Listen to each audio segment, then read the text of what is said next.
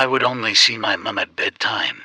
So my childhood wasn't very normal, except I only knew this when I was much older. My parents were kind of together, but also kind of separated. Let me explain. I am an only child. My parents always only wanted a girl, and that's exactly what they got, so they never had any more children. My dad was the daytime parent. While mum was out, he stayed home, took me to school, fed me and played with me. He was an amazing dad. He even found time to earn some money to buy me treats. I would only ever see my mum when I was in bed. She was never home during the day, so would always make sure she came to put me to bed. I always looked forward to bedtime, and she was never late.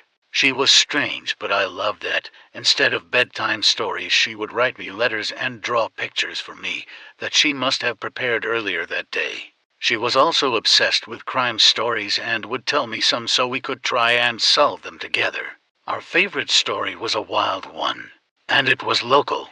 So a lady, we'll call her Lady One, went missing for I think a few weeks. I'm not sure on the timing, but after a while a different Lady Two was found dead in Lady One's living room. People have no idea how she got there or why she was there, but it looked like suicide. My theory was she took Lady One and maybe felt guilty for whatever happened, then went to Lady One's house and killed herself. But what happened? What did she do? And where did Lady One go? My mum was proud of me for coming up with that. I still think about it every now and then. It was never solved. My mum managed to gather some photographs and other things to help with our investigations. We had a picture of Lady Two. She was beautiful with a very kind face. I know she probably committed murder, but I always liked her face.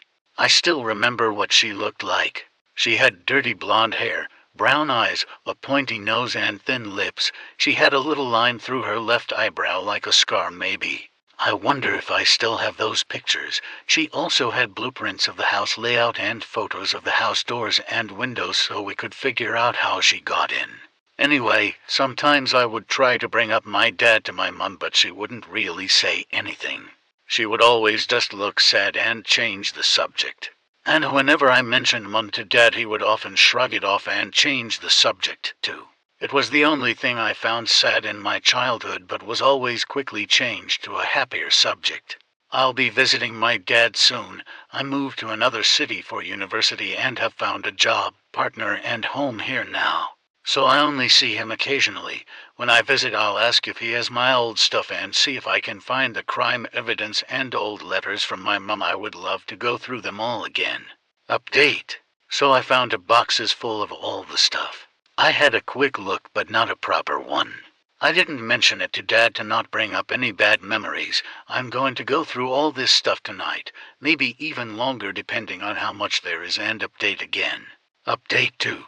Okay, so I've been looking at the crime stuff. Some interesting cases we discussed, some boring ones.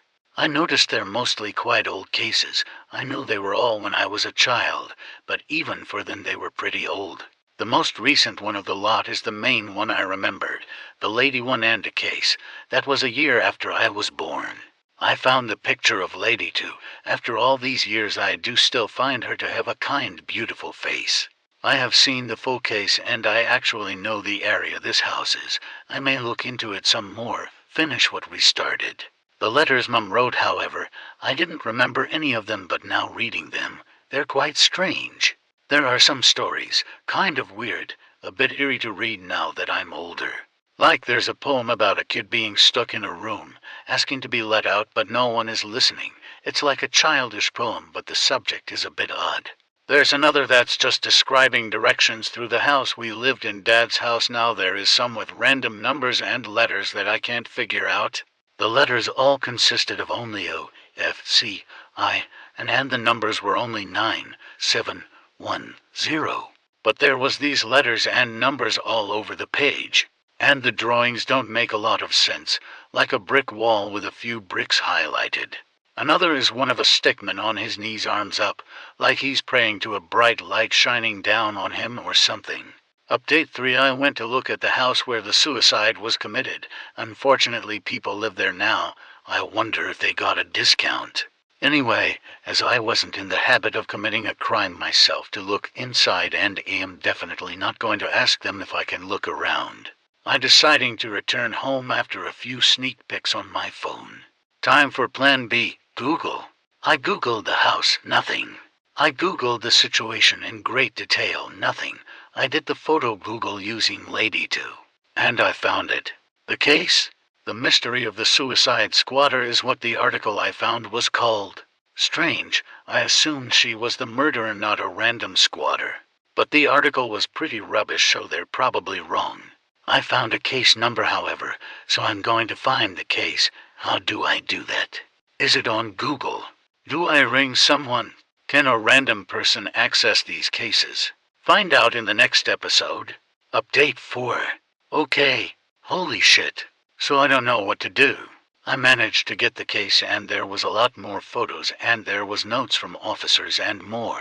But the main thing, the thing that has left me shaken, I found a picture of Lady 1. I can't say 100 because it's been a while, but she looks exactly like my mum.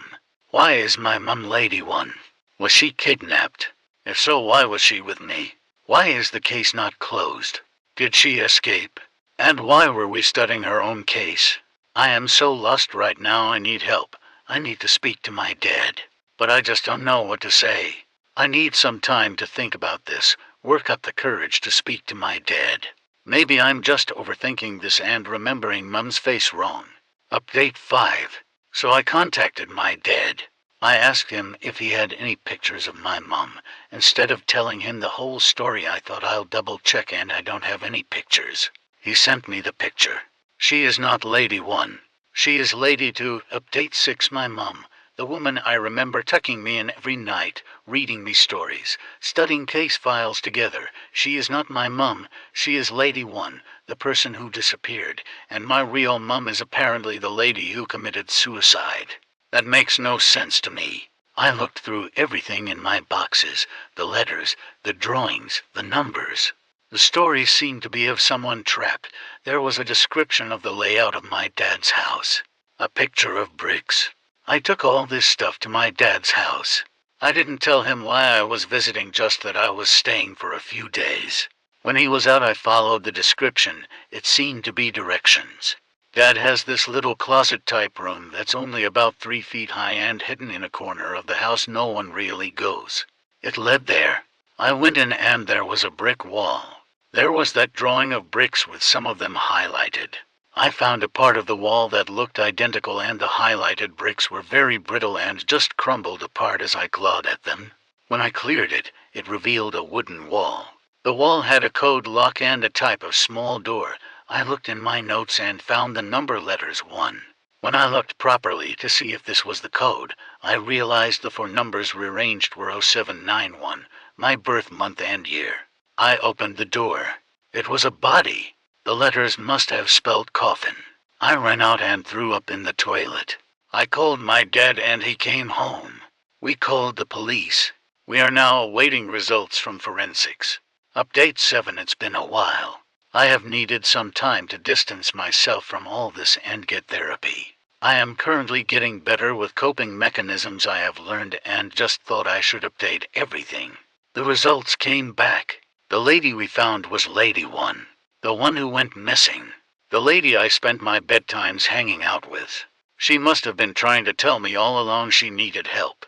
I spent a lot of time thinking, and it never occurred to me that I don't remember her dying. Just all of a sudden there was no more bedtime visits, and it was only my dad.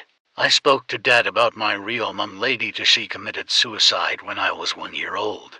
My dad had no idea why, only that it was in someone else's house. It was too painful for him to talk about when I was younger. Forensics found marks in the skeleton, and that indicated she had been stabbed to death. The knife was found with the body with my mum's DNA on it. This poor lady came to her murderer's daughter asking for help.